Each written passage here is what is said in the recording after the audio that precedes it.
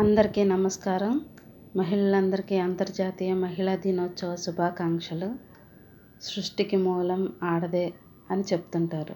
అది నిజమే కదా. ఆడది లేకపోతే ఈ సృష్టి ముందుకి కదలగలదా? ఒక వ్యక్తి జన్మించిన దగ్గర నుండి మరణించేంత వరకు కూడా ఆడదాని అవసరం లేకుండా జీవించలేదు. ఆ వ్యక్తి పుట్టాలి అన్న ఆడదే కావాలి కదా. అసలు ఈ మహిళా దినోత్సవాన్ని ఎందుకు జరుపుకోవాలి అనే ప్రశ్న మీలో ఎవరో ఒకరికి వచ్చే ఉంటుంది. అందుకు సమాధానం నేను మీకు ఇప్పుడు ఈ వీడియో ద్వారా మీకు తెలియజేయబోతున్నాను. 1908లో న్యూయార్క్ నగర వీధుల్లో తమ హక్కుల కోసం వేలాది మంది మహిళా కార్మికులు రోడ్ల మీదకు వచ్చి చేసిన పోరాటానికి గుర్తుగా మార్చి 8న అంతర్జాతీయ శ్రామిక మహిళా దినోత్సవాన్ని ప్రకటించారు. మొట్టమొదటిగా 1909లో socialist party of America women's డేని జరుపుకోవాలని ప్రకటించడం జరిగింది. అయితే 1975లో ఐక్యరాజ్యసమితి అంతర్జాతీయ మహిళా దినోత్సవాన్ని గుర్తించడం జరిగింది.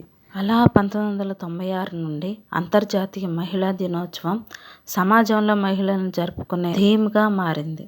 అలా ఉమెన్స్ డేని ప్రతి సంవత్సరం మార్చి 8న జరుపుకోవటం జరుగుతుంది. ఇప్పుడు మన భారతదేశంలో ఉన్నటువంటి ముఖ్యమైన మహిళల్లో అతి కొద్ది మందిని గూర్చి క్లుప్తంగా ఒకసారి గుర్తు చేసుకుందాం. ముందుగా మన భరతమాతకి మరియు మన తెలుగు తల్లికి కూడాను మహిళా దినోత్సవ శుభాకాంక్షలు తెలియజేస్తున్నాను. ముందుగా ఝాన్సీకి రాణి లక్ష్మీబాయి గారి గురించి క్లుప్తంగా. ఈమె ఉత్తర భారతదేశ రాజ్యమైన ఝాన్సీ అనే రాజ్యానికి రాణి. ఈమె పేరు లక్ష్మీబాయి. 1857లో ఆంగ్లేయుల పరిపాలనకు వ్యతిరేకంగా జరిగిన మొదటి భారత స్వాతంత్ర సంగ్రామంలో ప్రముఖ పాత్ర పోషించింది. భారతదేశం జోన్ ఆఫ్ ఆర్క్గా ఆమె భారతదేశ చరిత్రలో ఒక గొప్ప వ్యక్తిగా నిలిచిపోయింది. ఇప్పుడు రాణి రుద్రమదేవి కాకతీయుల వంశంలో ఒక ధృవతారగా వెలిసిన మహారాణి. కాకతీయ వంశమునకు గొప్ప పేరు ప్రఖ్యాతులను తెచ్చిపెట్టిన వీర వనిత ఈమె. అసలు పేరు రుద్రాంబ. ఈమె తండ్రి ఈమెను కుమారుడిలా పెంచి రుద్రదేవుడని నామకరణం చేశారు. ఎన్నో గొప్ప కార్యక్రమాలను చేపట్టి గొప్ప వ్యక్తిగా ప్రసిద్ధిగాంచారు. తర్వాత అహల్యాబాయి హోల్కర్ ప్రారంభ ఆధునిక భారతదేశంలోని మరాఠా సామ్రాజ్యానికి గొప్ప రాణి. ఆమె భర్త మామగారు మరణించడం చేత ఆమె ఇండోర్ పాలకురాలిగా మారింది. ఆమె ధైర్యం, జ్ఞానం మరియు పరిపాలనా నైపుణ్యాలకు ప్రసిద్ధి చెందింది. ఈమె నిందితులకు ఎన్నడూనూ ఉరిశిక్ష విధించలేదు. అహల్యాబాయి హోల్కర్ తన సమయం కంటే ముందు ఉన్న మహిళ. సావిత్రిబాయి పూలే ఈమె మొట్టమొదటి మహిళా ఉపాధ్యాయురాలు, అలాగే గొప్ప భారతీయ సంఘ సంస్కర్త మరియు రచయిత్రి. ఈమె నిమ్న వర్గాల అభ్యున్నతికి కృషి చేసిన జ్యోతిరావు పూలే గారి భార్య. 1848లో పూణేలో మొట్టమొదటిగా బాలికల పాఠశాలను ప్రారంభించింది. నూతన వ్యవస్థ కోసం ప్రాణాల్ని సైతం పణంగా పెట్టి సమిష్టిగా పోరాటం చేసింది. ముఖ్యంగా స్త్రీల విద్యాభివృద్ధికి కృషి చేసిన తొలితరం మహిళా ఉద్యమకారిణి. మదర్ థెరిసా ఆగ్నీస్ గోక్షా బోజాక్షుగా జన్మించిన అల్బేనియా దేశానికి చెందిన రోమన్ క్యాథలిక్ సన్యాసిని. భారతదేశ పౌరసత్వం పొంది మిషనరీస్ ఆఫ్ చారిటీని భారతదేశంలోని కలకత్తాలో 1950లో స్థాపించింది.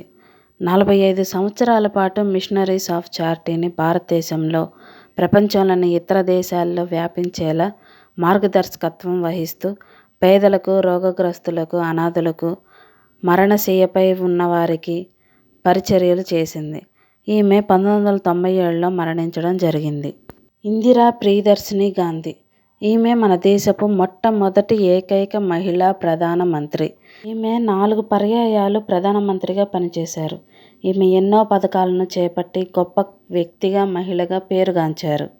Sarojini Naidu nightingale of India భారత కోకిలగా ప్రసిద్ధి చెందిన ఈమె స్వాతంత్ర్య సమరయోధురాలు, కవయిత్రి, రచయిత్రి, సమాజ సేవకురాలు కూడాను. అఖిల భారత జాతీయ కాంగ్రెస్ సభలకి తొలి మహిళా అధ్యక్షురాలు, స్వతంత్ర భారతదేశపు తొలి మహిళా గవర్నర్ కూడాను ఈమె. ఈమెకు మరో పేరు సరోజిని చటోపాధ్యాయ. జయలలిత ప్రముఖ రాజకీయ నాయకురాలు, తమిళనాడు రాష్ట్రానికి ముఖ్యమంత్రిగా చాలా కాలం పనిచేశారు. ఈమెకి ఒక కుటుంబం కావాలి, పెళ్లి చేసుకొని భర్త పిల్లలతో హాయిగా ఉండాలి అని ఆశపడ్డారు. కానీ అలా జరగలేదు. ఒకవేళ అలా జరిగి ఉంటే తమిళ రాష్ట్రం ఒక అమ్మని కోల్పోయి ఉండేదేమో. ఒక పురడ్చి తలైవిని చూసి ఉండేవారు కారేమో. ఎన్నో గొప్ప పథకాలు, కార్యక్రమాలను చేపట్టి ప్రజలందరి గుండెల్లో అమ్మగా ఒక ముద్ర వేశారు. ఎంతటి గొప్ప మహానుభావురాలు, ఎంత చెప్పినా తక్కువే. ప్రతిభా పాటిల్ భారతదేశానికి 12వ రాష్ట్రపతి కావచ్చు, కానీ దేశపు మొట్టమొదటి మహిళా రాష్ట్రపతి. ఈమె రాజస్థాన్ గవర్నర్గా కూడా తన సేవలను అందించడం జరిగింది. ఎంఎస్ సుబ్బలక్ష్మి కర్ణాటక సంగీత విద్వాంసురాలు, గాయని, నటి. ఈమె భారతదేశ అత్యున్నత పౌర పురస్కారమైన భారతరత్న పురస్కారాన్ని పొందిన మొట్టమొదటి సంగీత కళాకారిణి. ఆసియా నోబెల్ ప్రైజ్గా పరిగణించే రామస్ మెగసెసే పురస్కారం పొందిన తొలి భారతీయ సంగీత కళాకారిణి. మహానటి సావిత్రి తెలుగు, తమిళ సినిమా రంగాలకి నటిగా, దర్శకురాలిగా ఎంతో కీర్తిని సాధించారు. చిన్న పాత్రలతో మొదలుపెట్టి అగ్ర కథానాయికగా ఎదిగింది. తెలుగులోనే కాక తమిళంలో తనదైన ముద్ర వేసి నడిగర్ తిలకం అనే బిరుదు పొందింది. కల్పనా చావ్లా ఈమె ఒక ఇండియన్ అమెరికన్ వ్యోమగామి, వ్యోమనౌక యంత్ర నిపుణురాలు. అంతరిక్షంలోకి వెళ్లిన తొలి భారతీయ మహిళగా ఖ్యాతి గడించింది. 1997లో మొదటిసారిగా కొలంబియా స్పేస్ షటిల్లో రోబోటిక్ ఆర్మ్ ఆపరేటర్గా ఆమె అంతరిక్షంలోకి వెళ్ళింది. పిటి ఉషా ఈమె కేరళకు చెందిన అథ్లెటిక్ క్రీడాకారిణి.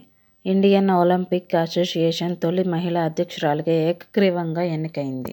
ఇప్పటి వరకు మనం ఎన్నో విజయాలను సాధించిన మహిళల గురించి తెలుసుకున్నాం. ఇప్పుడు ఒక బాధితురాలి గురించి గుర్తు చేసుకుందాం. లక్ష్మీ అగర్వాల్ భారతీయ యాసిడ్ దాడి బాధితురాలు. యాసిడ్ దాడి బాధితుల హక్కుల కోసం ప్రచారకర్త, టీవీ హోస్ట్గా కూడా ఉన్నారు. 2005లో 15 ఏళ్ల వయసులో న్యూఢిల్లీలో ఆమెపై దాడి జరిగింది. ఇలా చెప్పుకుంటూ పోతే ఎందరో వీర నారీమణులు చరిత్రలో ఉన్నారు. మన కళ్ళ ముందు కూడా ఉన్నారు. వారిలో కొందరిని నేను ఇలా మీకు గుర్తు చేయడం జరిగింది. అలాగే సమయంతో పాటు పరిగెత్తే మన ఇంట్లో మహిళల గురించి క్లుప్తంగా. సూర్యుని కంటే ముందే లేచి ఇంట్లో అన్ని పనులు ముగించుకొని మీకు, మీ ఇంటిల్లిపాదికి చక్కగా సకల సౌకర్యాలు అందించి, తన ఆరోగ్య పరిస్థితులు లెక్క చేయక మీ యోగక్షేమాలే ముఖ్యంగా భావించి, మీ తల్లి కావచ్చు, మీ భార్య కావచ్చు, మీ అక్క, చెల్లి, కూతురు, మరెవరైనా కావచ్చు, అందరినీ మించి ఆ ఇంటి ఇల్లాలు కావచ్చు. ఒక్కసారి వారి పనిలో, కష్టంలో, ఇష్టంలో, త్యాగంలో అన్నిట్లోనూ వారికి తోడుగా సాయపడండి, హాయినివ్వండి. మాకు తెలిసిన మహిళా కుటుంబ సభ్యులు మరియు స్నేహితులకు ఈ వీడియో అంకితం చేస్తున్నాను. మరొక్కసారి మహిళా, స్త్రీ, నారీమణి, మరింకేదైనా పేరు కావచ్చు, అందరికీ మహిళా దినోత్సవ శుభాకాంక్షలు. ఈ వీడియో చూసిన ప్రతి ఒక్కరూ దయచేసి నా ఛానల్ని సబ్స్క్రైబ్ చేసుకోండి, నన్ను ఆదరించండి. ధన్యవాదాలు.